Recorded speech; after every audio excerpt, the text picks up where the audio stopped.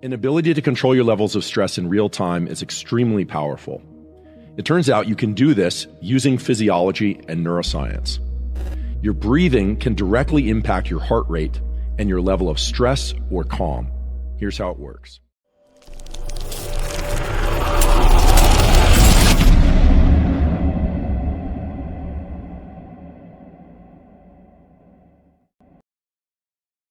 When you inhale, your diaphragm moves down. This creates more space in your thoracic cavity, and your heart actually gets a little bit bigger. As a consequence, the rate of blood flow through that larger heart volume slows down. A signal is sent from a group of neurons on your heart called the sinoatrial node. That signal goes up to the brain, and your brain sends a signal to speed the heart up.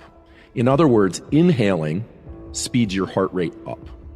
The opposite is true as well. When you exhale, your diaphragm moves up.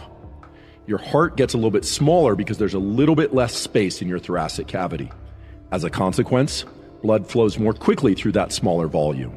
The sinoatrial node registers that and sends a signal to your brain, and the brain sends a signal to slow the heart down.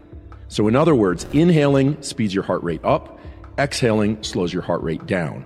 So if you want to speed up your heart rate and be more alert, inhale more or make those inhales more vigorous, more intense. If you want to calm down, you can do that quickly by making your exhales slightly longer than your inhales or making them more vigorous. This doesn't require any breath work. This is something that you can do in real time.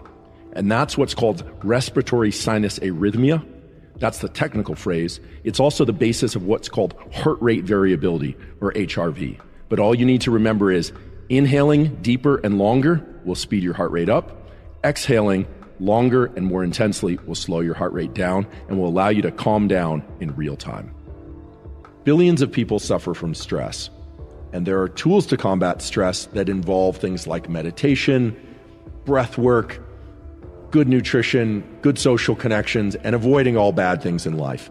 And while those are powerful, the problem is they require that people step away from the stress-inducing activity.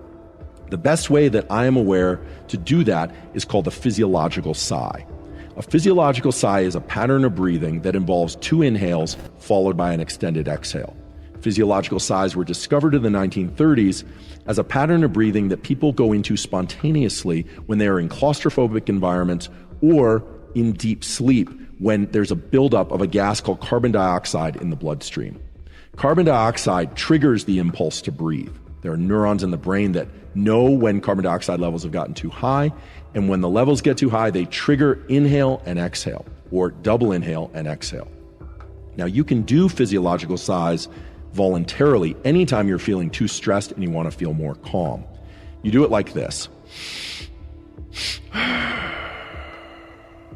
So it's a double inhale, and typically the first inhale is longer than the second, but the second one is still important to do, and then a very long extended exhale. Typically both inhales are through the nose, and the exhale is through the mouth. That's the most effective way to do the physiological sigh. However, if you can't breathe through your nose or your mouth for whatever reason, do it all through your mouth or all through your nose. The second inhale is really important because your lungs are not just 2 big bags of air, they're 2 big bags of air with lots of little sacs, millions of sacs. And if you were to lay out those sacs, their volume is as big as a tennis court.